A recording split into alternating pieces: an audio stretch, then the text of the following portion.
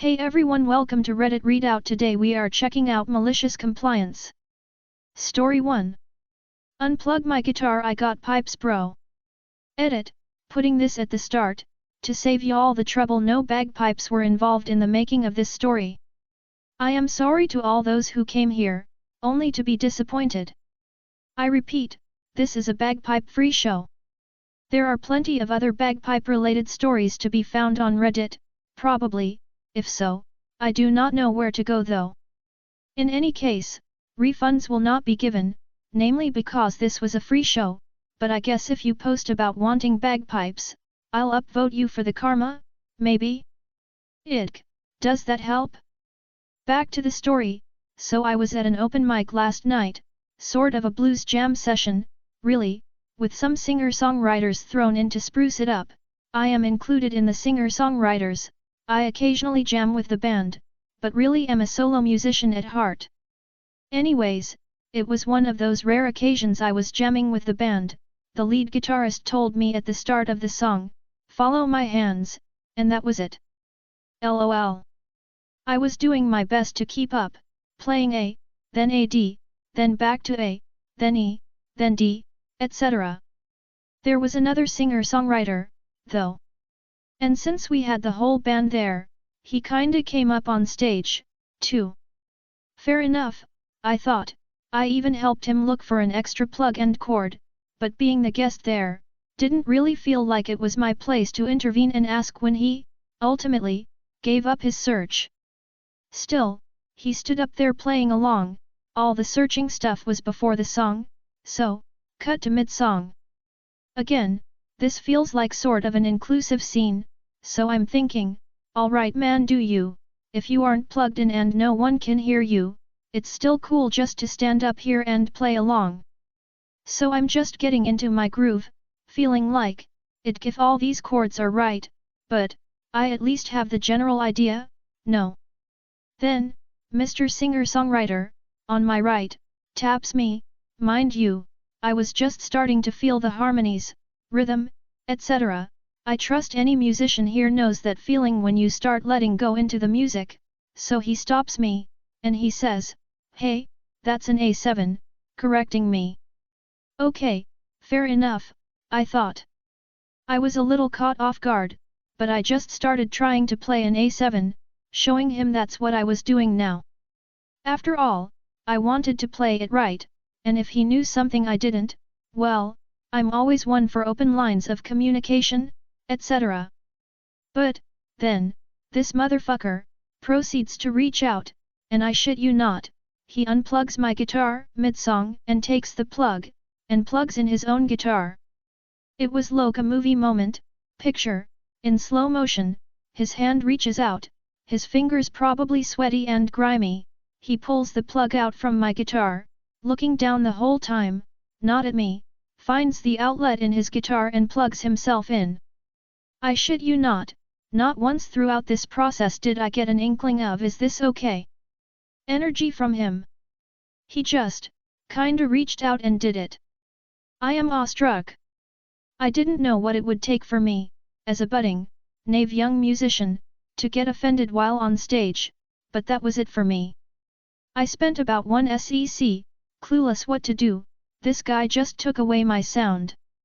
And nobody who has any authority here, i.e., the band, really witnessed. I could take it back, but I'm not one for confrontation, so I'm going. He just left me dead in the water. Or did he? I looked back at him, and he was already just doing his thing. He didn't even think twice. So I said, fuck it.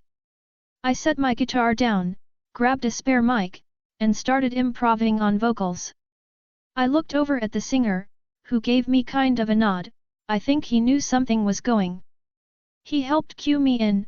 First there was a piano solo, then he had me come in with some improv, then kinda had a call and response between me and piano, and then he jumped in for some lines. It was actually really fucking cool. In the end.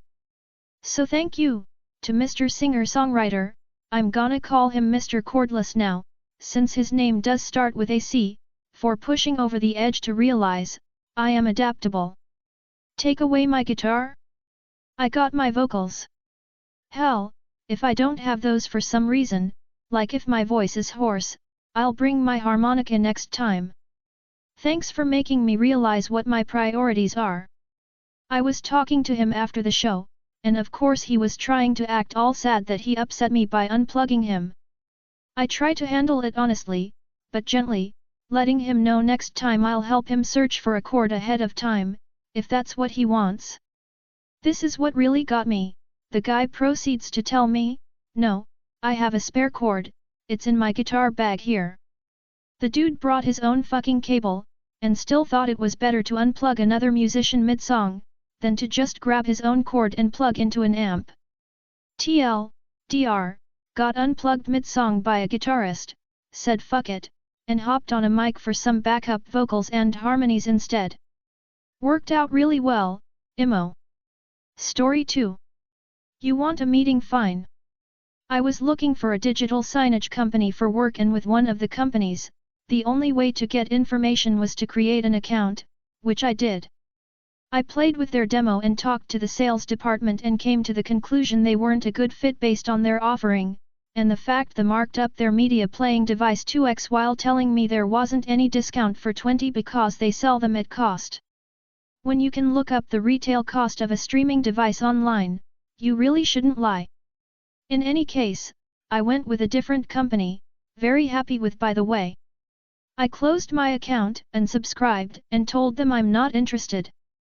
But every 2 or 3 weeks, I'd get an email from sales telling me about the product and wanting to set up a Zoom call to discuss my project. I'd reply stop and click on the unsubscribe button at the bottom of their emails. But they still kept coming. I composed a separate email directly to the sender telling them I'm no longer interested and to remove me from the list, which went unanswered. Calling their very hard to find main number would only bring me to an answering service which promised to pass along my complaint. A couple times I even got a response promising me they'd take care of it, and yet, filing a complaint with whatever government agency is supposed to help with this kind of spamming doesn't do anything. After spending 20 minutes filling out their forms, it basically reads no direct action will happen because of this complaint, but if we receive a substantial amount, we might look into it. But on the rare occasions I did speak to a live person for the company, I'd give them the filing number and told them I've asked multiple times to be removed. So after all that I resorted to my basic strategy, which if you've read my other posts you already know what's coming. I received another email from sales with the usual link to request more information. So I clicked it. I filled out the form with the exact same information they already had. I answered their questions about how many displays, 100 plus was the maximum, so I chose that. Project timeline, immediate. Decision maker, me, etc. I received a response within minutes wanting to set up a Zoom meeting with their sales team to discuss my project and what they could do to help and answer any questions I had. I accepted their offer and set up the meeting. Mind you, this is the same exact email I was sending my unsubscribe requests to. So the meeting finally came, and since it was a Zoom meeting I got to see their faces. I let them introduce themselves, ask my role in the company, ITDIR, go through their sales pitches, company history, etc. When they finally got around to asking me what questions I had, I said, "How do I get you to stop sending me emails?" The look of confusion on their face was priceless, along with the stuttering and squirming as I explained my history of trying to get them to stop sending me sales emails. After which they promised to get me removed, which I'd heard before. So I warned them that I would do the same thing to every single email I receive, and if you stop falling for it with my current email, I will use different emails just to cause you more pain. Amazingly, I haven't received one email since that day. I'm batting 1000 with this technique. Story 3. I was nice to my awful grandma. This happened when I was 16, I'm now 33. My dad's parents and I never got along. She thought I should be a homemaker and I preferred to be out with the men hunting, fixing cars, riding horses, etc. Luckily they lived in Ohio and we lived in Wisconsin, so I rarely had to see them. I was working on a dairy farm, and if you've ever been to one, you know it has a very ripe manure smell. My mom had threatened to not let me go to a horse show the next week if I wasn't nice to her in-laws. She agreed they were awful though. I had to work the morning they were supposed to arrive, so I rubbed against every stinky, gross cow. After that, I volunteered to clean the 20 calf hutches. Calf hutches were the worst because they smell like spoiled milk, rotten eggs, poo and cows. I got as nasty as I could before I came home. By the time I got there, they had arrived and the whole family was chatting on the back porch. I plastered a smile on my face and said "Grandma," and went in for a hug. She stepped back with a horrified look on her face, looked me up and down and coldly said, "Go sanitize yourself." Normally, I would have showered and eaten breakfast, but not that day. I went inside, washed my hands, and calmly ate the most delicious revenge waffles I had ever tasted. To this day, my mom loves telling this story. She couldn't be mad at me because I was nice to my grandma, just like she told me to be. Story 4. The turning of tables is a beautiful thing.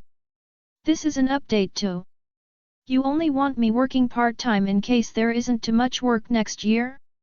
Sure.byu/Fletcher in malicious compliance. Some weeks ago I left my own company to go work as a project manager at municipality. The offer was just too good to pass on. Last week I had the first meeting at my former employer's offices to discuss a large project we are starting up.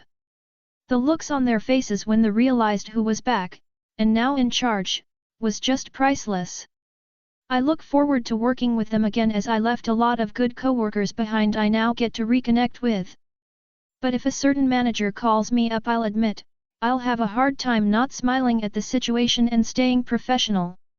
Oh, and the company still have not rest after the division I left 3 years ago, despite having had an opening out for all that time. Hate to say I told you so.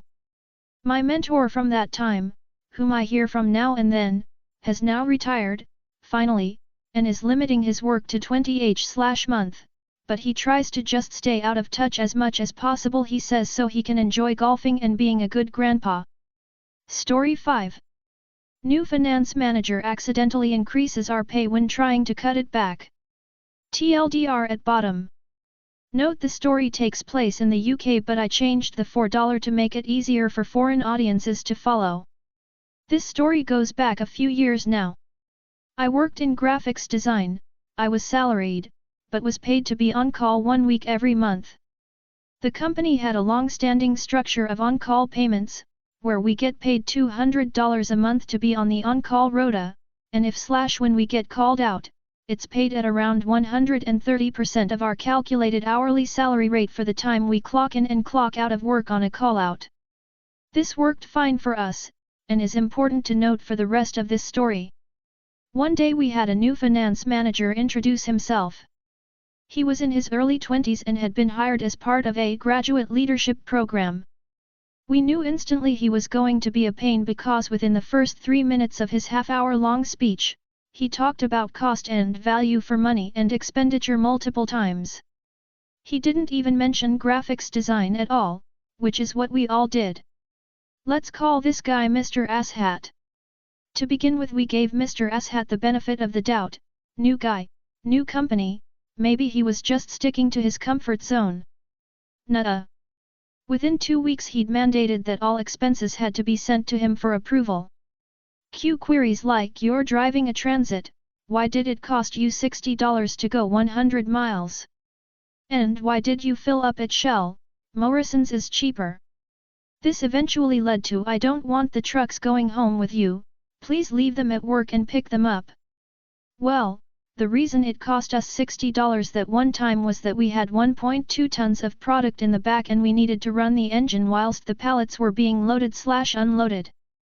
Mr. Asshat didn't understand, in his finance textbook there was no mention of logistics. The vans were going home with us was because it saved 30 to 60 minutes of a commute either way to get a van when we were moving products from customers/suppliers. Again, this was confusing to him, because his textbook didn't say that everybody didn't actually live at the company and had that odd requirement to go to some weird place called home at 5 p.m. Naturally, none of the employees were happy about this arrangement, but it all fell away because of Mr. Asshat's second brilliant idea. Mr. Asshat also decided that we would get our on-call payments docked. A system that had worked since 1988, over 30 years of a perfectly working system, but of course, some idiot has to come along and try to change it. His big idea was to lose 1 hour of on-call. It was an easy saving on paper, since we all claimed one single, extra, hour on-call every week. The way it worked was that whoever was handing over the on-call duty would claim half an hour to get the van fueled and valeted, and whoever was about to go on call would also claim half an hour to take a stock check of what was in the vans and reload as necessary. Every week a different van would go out and, as we had 4 vans, this meant they also all got their monthly clean as mandated by the company. We'd worked this for years, and it was actually the idea of a retired director, who'd previously worked as a paramedic. A weekly van refresh was worth the nominal amount that was paid out to one employee per week, and was also an incentive for being on call. Even if nothing happened, the on-call employee would get the equivalent of a free meal, and the vans would be stocked every Thursday, our on-call handover day, and good to go. During quiet periods the vans, we had 4 of them, all got a run at least once a month so they didn't get flat batteries, and as whoever was on call got that van washed, cleaned, and fueled etc., we always had one presentable van 24/7. Anyway, back to Mr. Asshat. So, when everybody heard they were losing an hour of on-call pay, because it's our job to make sure we're ready no matter what, there were a lot of questions asked. Our senior finance manager doubled down, having been Mr. Asshat's referral into the company, he agreed, saying you all drive, pick the van up from work. You can load it in company time whilst you're here. You have gate codes so if you're on call, you will need to take a van from your place of work. Sure. Twat. Time for some malicious compliance. Coincidentally, the next 6 weeks were very busy on call. As mentioned, Mr. Asshat's textbook didn't cover how people don't live at the office. So instead of taking a van home and being ready to go at 3 a.m. when the overnight press has our samples ready, or our client has just published their final design markup that they want reviewed and on the machines for 6 a.m., or, most commonly, having to drive to an event with some extra flyers/bags/lanyards/etc. because the client was overbooked, we were spending anywhere between 30 to 90 minutes commuting to the office to pick up a van, driving to wherever the issue was, sometimes it was directly back via the on-call employee's house. And then the same time back. Whilst we weren't paid fuel mileage for driving to work for our normal hours, we were given the standard 40 cents a mile when we had to drive our own cars outside of working hours, if we couldn't/didn't want to drive, e.g. the spouse needs the car in the morning for the school run, insurance doesn't cover driving after 11 p.m., car needs a service etc., the company would pay for a taxi. If we were driving one of the vans, we weren't paid mileage, just our standard on-call payment. Mr. Asshat very quickly went from our enemy to our best friend, when we realized we'd be getting paid significantly more to drive to the office, pick up the van, and then head to wherever we needed to go. Plus, after the job, coming back to the office and then driving home again. One of my colleagues lived about 60 miles away from the office and, on one occasion, where he'd had 9 callouts in 1 week, each time having to drive to the office and back, he'd effectively doubled what he'd have been paid weekly. We realized that this was costing the company money but, hey, them's the rules, so we happily kept up this new routine. The extra driving was a bit of a pain, but the knowledge that we were getting paid extra for it made it a very easy rule to follow. Mr. Asshat probably realized that as we weren't complaining, something must be wrong. He checked and was shocked to find out that his massive saving of about $250 per month, 4x 1 hour on-call payments, was instead leading to about $500 of extra monthly mileage payments, and an extra $1,000 in monthly on-call payments. Not to mention that customers were complaining that what was a 20-minute response time was now about an hour, and one customer had noticed that one of the on-call employees would drive past their facility in his car, only to come back 40 minutes later with a van. Then, 40 minutes after he'd left, they saw him driving back the way he came in his car. We'd initially complained about this for a while, but it fell on deaf ears. As soon as our company director heard complaints from the customers though, time for action. Suddenly we were allowed to take the vans home again. Our on-call handover was reinstated. Mr. Asshat was moved out of our team. I was naive, I still am, TBH, so I thought this was fine. However, a lot of the other people I worked with said no, we have our new way of working, that's how it's meant to be. Some people said that they'd bought another car or a bigger car now that they didn't need to park a van at home anymore, so they were unable to take a van home again. I don't believe this was actually true, but we stood behind the point. I worked there for another year and left to pursue my career, but until I left, Mr. Asshat's policy remained. Everybody who worked on call continued to leave the vans at the office, drive there to pick them up, do a job, drop it off at the office, then drive home again. Mr. Asshat disappeared for a while and we never heard about him again. I checked the corporate directory and saw he was missing, so I assume he was shown the door. The senior finance guy was still in the company but had absolutely no say in what we did. He was moved down from client manager to supplier coordinator, which I assume means he's now living his life checking contracts and financial statements. Ouch.